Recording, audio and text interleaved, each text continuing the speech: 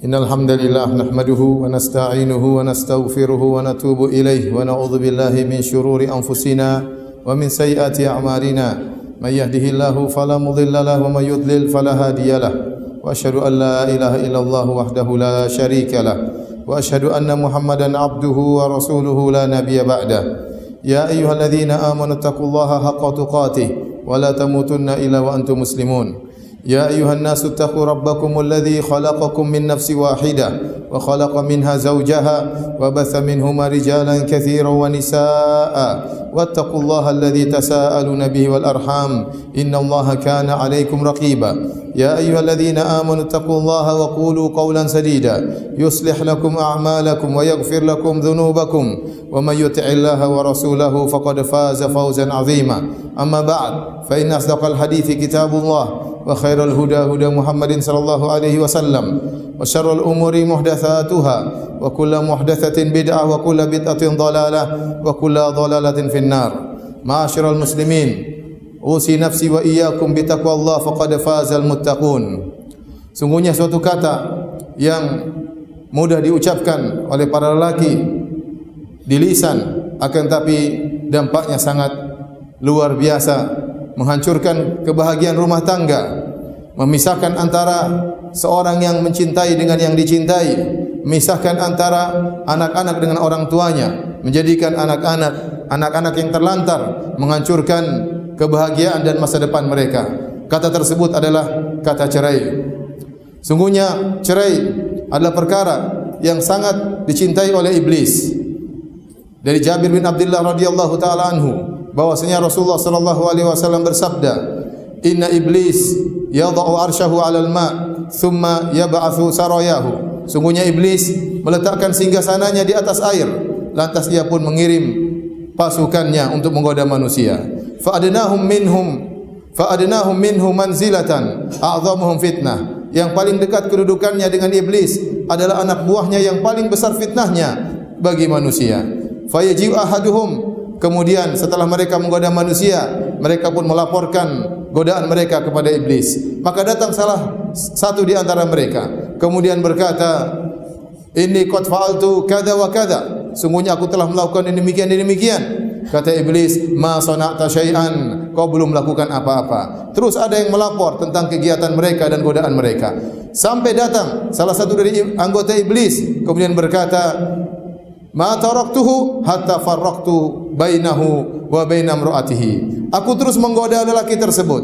Aku terus menggodanya, aku tidak meninggalkan dia sampai akhirnya dia menceraikan istrinya. Maka fayurinihi minhu, maka iblis pun mendekatkan anak buahnya tadi kepada iblis. Kemudian iblis berkata, "Ni'ma anta." Engkau adalah anak buah yang terhebat. Hadis ini hadis yang sahih, diriwayatkan oleh Imam Muslim. Kenapa iblis senang dengan perceraian?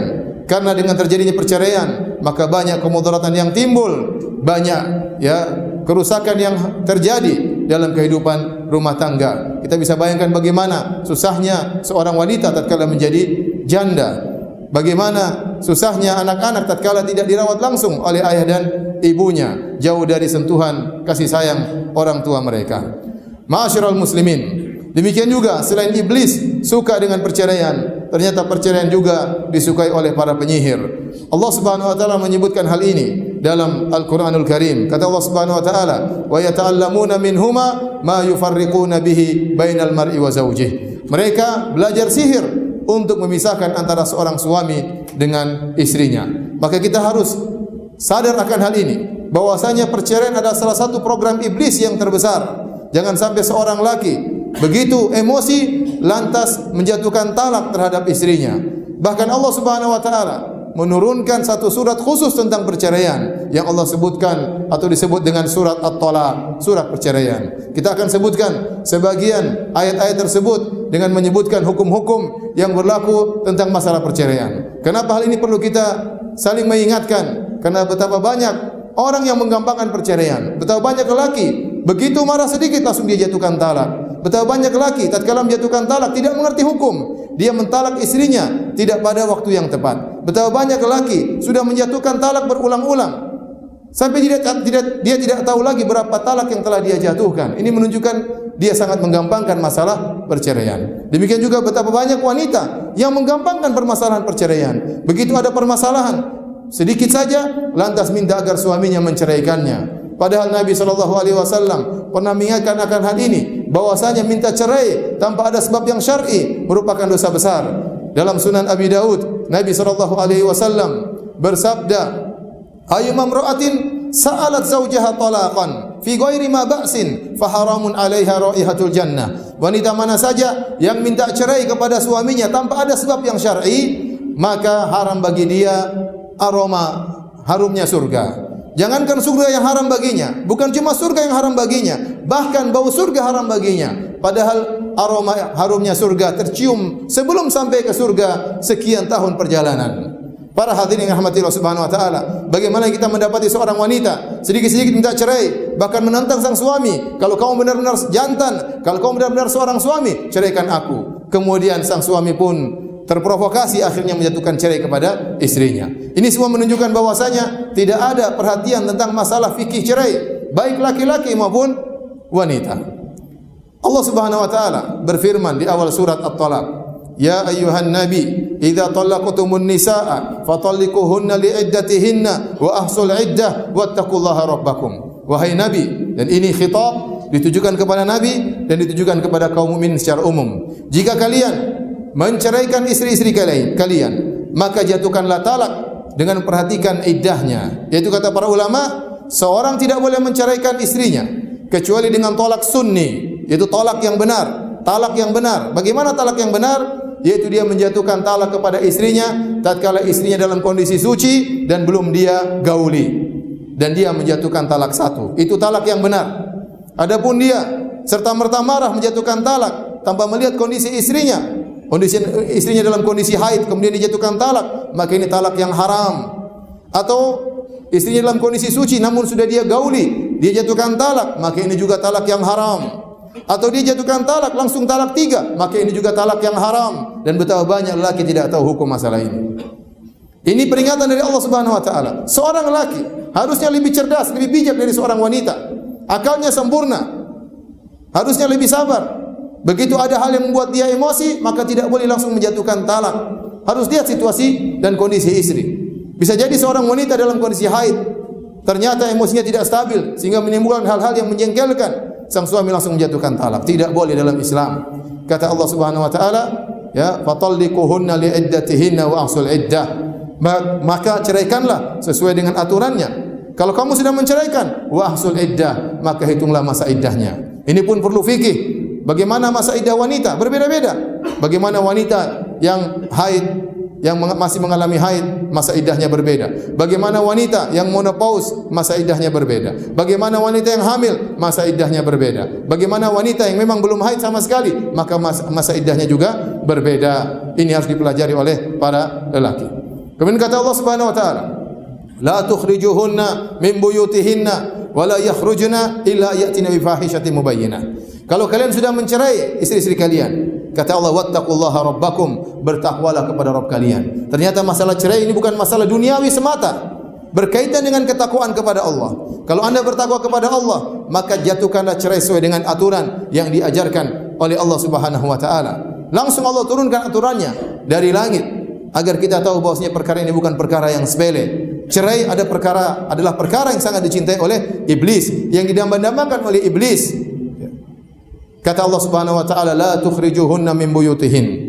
Kalau ternyata kalian telah menceraikan istri-istri kalian, maka janganlah kalian mengeluarkan mereka dari rumah-rumah mereka. Tidak boleh seorang suami menjatuhkan cerai kepada istrinya, ngamuk, istrinya disuruh disuruh pulang ke rumah orang tuanya. Tidak boleh.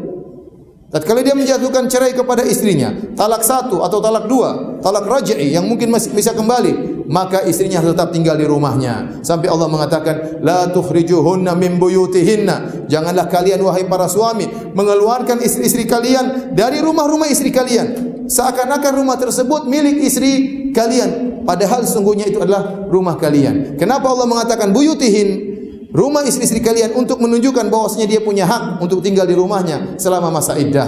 Maka wanita yang telah dicerai talak 1 atau talak 2 dan dalam masa iddah dia masih tinggal di rumah suaminya dan dia berhak mendapatkan nafkah. Buat apa? Agar para laki dan para wanita tatkala setelah terjadi perceraian bisa introspeksi diri, bisa merenungkan tentang kesalahan apa yang mereka lakukan. Jatuhkan talak satu tidak mengapa, tunggu masa iddah. Kalau ternyata mereka sudah membenahi diri, maka mereka boleh kembali, ya, boleh kembali. Kemudian kata Allah Subhanahu wa taala, wala yakhrujna, dan tidak boleh juga para wanita keluar dari rumah mereka. Ya, tidak boleh kemudian tatkala wanita dijatuhkan cerai, kemudian dia pulang ke rumah orang tuanya. Ini juga tidak boleh dalam Islam. La tadri la'alla Allah yuhditsu ba'da dzalika amra. Engkau tidak tahu, bisa jadi setelah itu Allah mengadakan suatu perkara yang Allah kehendaki. Kemudian kata Allah Subhanahu wa taala, fa idza balagna ajalahunna fa amsikuhunna bima'rufin aw fariquhunna bima'rufin wa ashidu dzawi 'adlin minkum wa aqimu syahadata lillah.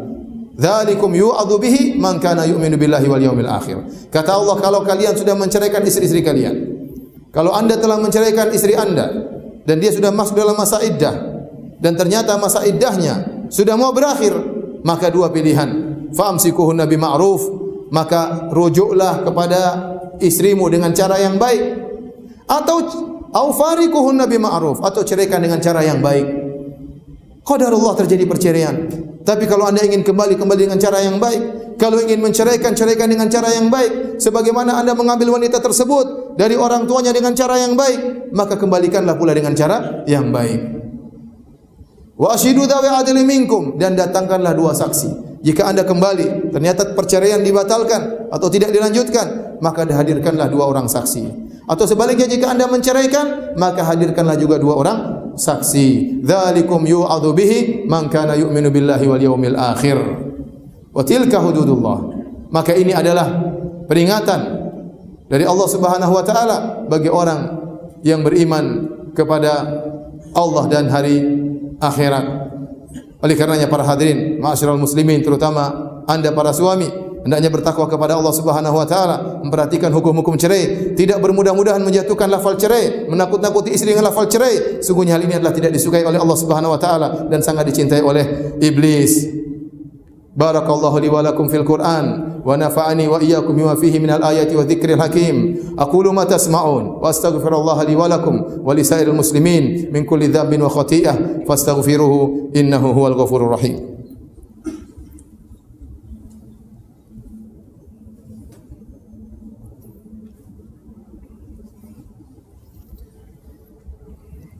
Alhamdulillahi ala ihsanih wa syukru lahu ala taufiqihi wa amtinanih wa asyhadu an la ilaha illallah wahdahu la syarika lahu ta'ziman li sya'nih wa asyhadu anna Muhammadan abduhu wa rasuluhu da'ila ridwanih. Allahumma salli alaihi wa ala alihi wa ashabihi wa ikhwani. Sungguhnya para hadirin yang dirahmati oleh Allah Subhanahu wa taala, di antara perkara yang sangat pelik, yang sangat sulit dihadapi oleh seorang, yaitu perkara perceraian. Bagaimana tidak sulit? Ke rumah tangga yang selama ini dia bina, kasih sayang selama ini dia pupuk, anak-anak yang lahir dari buah pernikahan antara dia dengan istrinya harus hancur tatkala itu. Ini adalah kondisi yang sangat pelik bagi seorang suami maupun seorang istri. Namun barang siapa yang menghadapi kondisi yang sangat sulit ini dengan ketakwaan kepada Allah Subhanahu wa taala, maka Allah akan beri jalan keluar. Oleh karenanya ayat-ayat dalam surat At-Talaq menjanjikan jalan keluar bagi orang yang bertakwa. Setelah Allah menyebutkan tentang masalah talak, Allah berkata, "Wa may yattaqillaha yaj'al lahu makhraja." Barang siapa yang bertakwa kepada Allah, maka Allah akan berikan solusi baginya.